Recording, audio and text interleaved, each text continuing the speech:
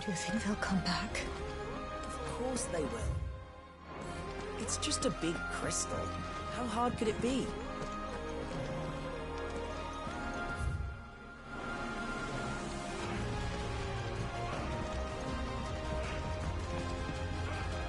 Joshua, we need to talk.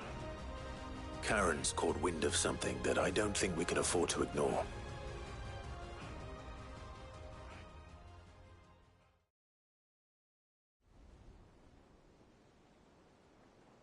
Aye, that is troubling.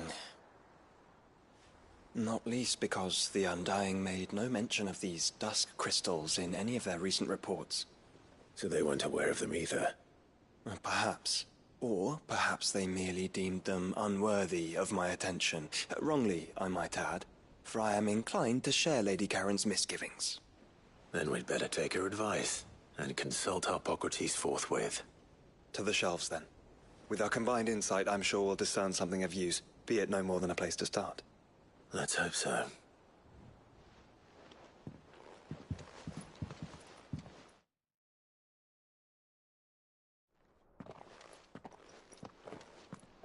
There you are.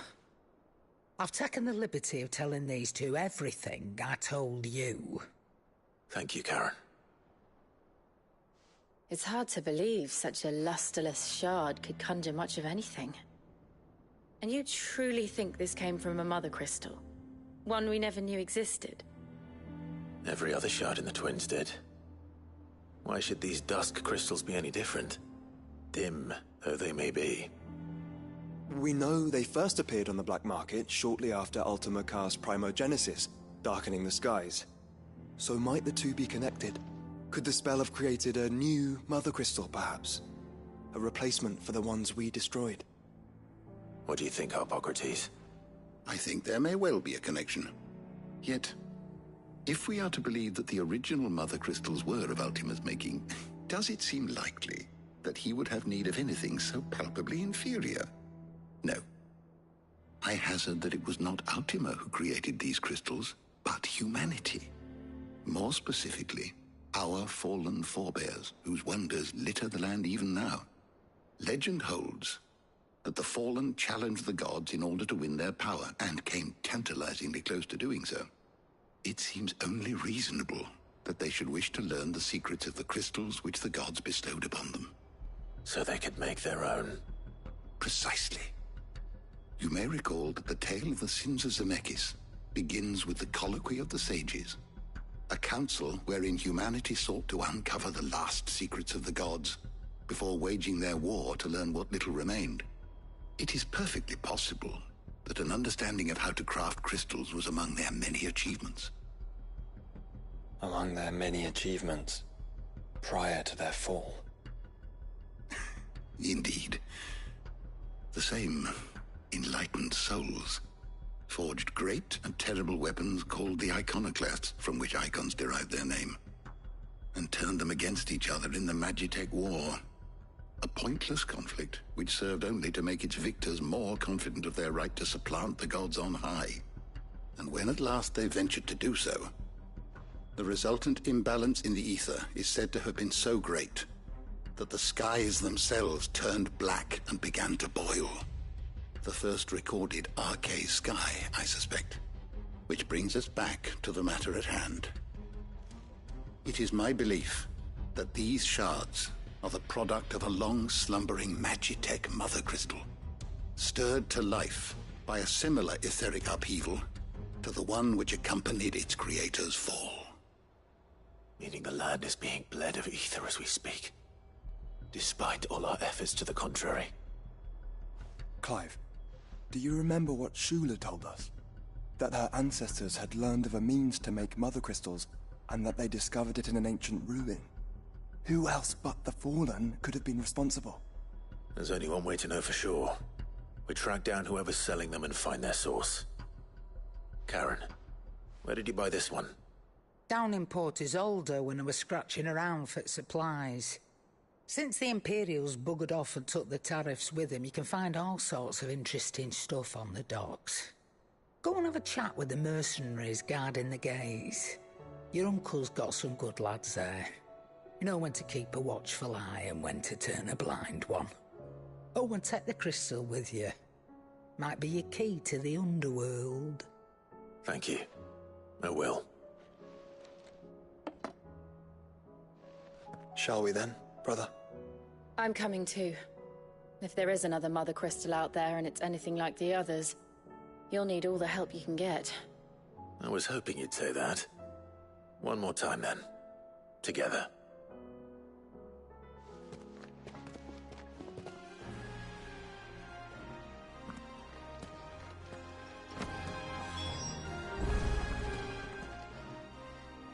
Ah, you'll be pleased to hear that I've complete, and while my collection is still far from becoming the 1,000 tomes that young Crow has quaintly dubbed it, I hope the knowledge chronicled within might yet be of some benefit. Of course, I would not have penned half as many volumes without the tales you and the others for which generosity...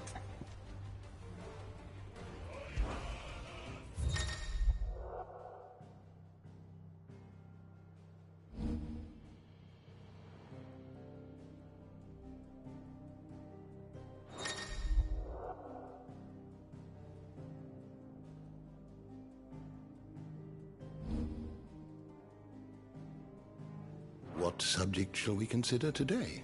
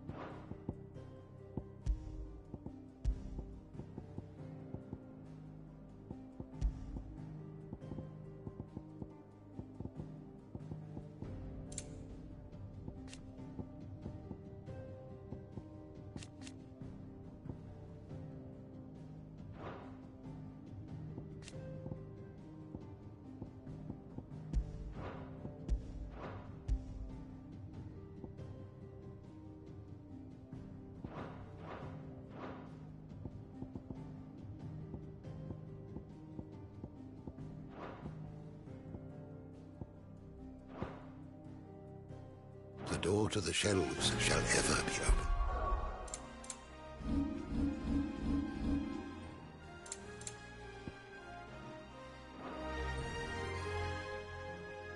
Knowledge hoarded is knowledge lost. You wish to study the tomes?